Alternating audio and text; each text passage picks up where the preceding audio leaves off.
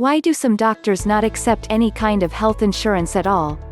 Because dealing with insurance companies can be a nightmare, both for clinicians and clients.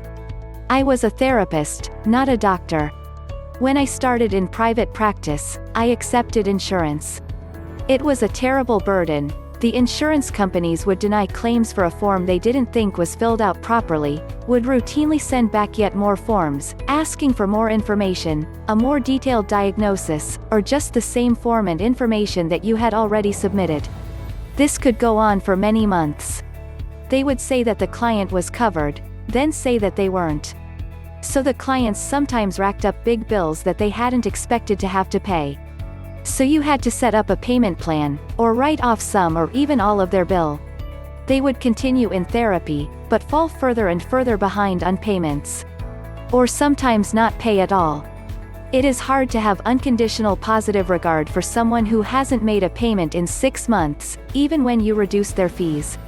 Finally, I had had enough. I wrote off all uncollected fees. It was that, or send clients to collections, and I couldn't bring myself to do that. Now, fees were paid by the clients themselves, up front. I would give them a form to send to their insurance for possible reimbursement. At the end of my practice, I did not know a single therapist in private practice who accepted insurance. Insurance companies had made it so onerous that no one could do that and survive.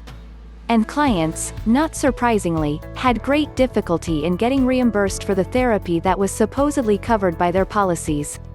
Most just gave up, unwilling to do endless battle with their insurers. The healthcare system in the US needs a major overhaul. It doesn't really work well for anyone, even those with supposedly good insurance.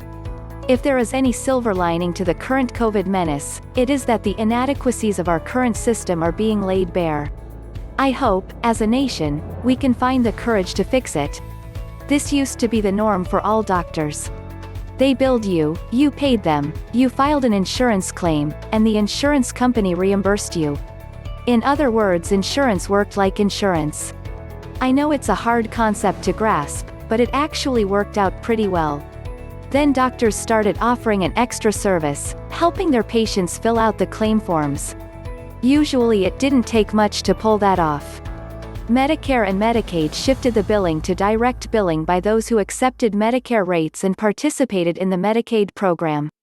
And as happens with government programs, the little favor done on the side by the office staff turned into a major production, with the office needing a whole big staff just for coding and billing. Then it got even more complicated, so many offices simply had to outsource billing and coding, at a substantial cost. Private insurance tagged along, following the requirements of the government programs. And in many cases, especially with Medicaid, but sometimes with other insurers, the office is having to pay the billers and coders all of what the insurance pays, leaving the office with a net income of nothing. It's hard to pay your rent and light bill on a net income of nothing.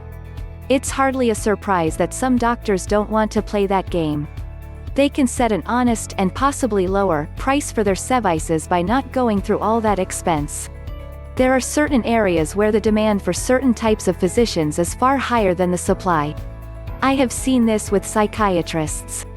There are so many new medications available and some are controlled. Many other physicians do not want to prescribe these medications. Psychiatrist will be fully booked in my area taking only cash check. They may give the patient a filled-out claim form that the patient can file with their insurance for whatever reimbursement they can get. Of course the care would be out of network. Taking no insurance means they don't need an office manager, insurance specialist. There is no risk that all of their charges hit the patient's deductible and the patient fails to pay. There are no insurance contracts. So costs for these doctors are lower and reimbursements higher. The insurance companies are taking longer and longer to pay doctors. My chiropractor in Beverly Hills went out of business after 10 years because he relied on the insurance companies. Sometimes they just decide not to pay, and patients won't or can't pay when the insurance company lies to people, says you're covered, oops, psych. I have patronized other medical offices who are dropping the insurance companies because if they don't, they will go out of business. Insurance companies are in it for money. They make money by discouraging people from seeing doctors and by denying claims.